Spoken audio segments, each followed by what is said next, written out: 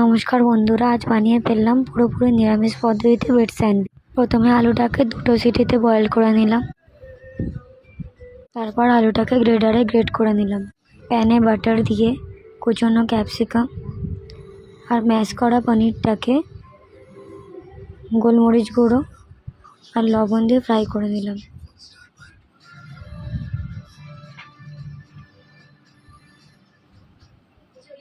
তারপর গ্রেট করা আলু, কুচনো শসা, কুচনো টমেটো, ধনেপাতা কুচি, পরিমাণ মতো লবণ, গোলমরিচ গুঁড়ো, মেয়োনিজ দিয়ে ভালো করে মিক্সড করে নিলাম। তারপরে একটা চিজ কিউব নিয়ে গ্রেটারে গ্রেট করে নিলাম।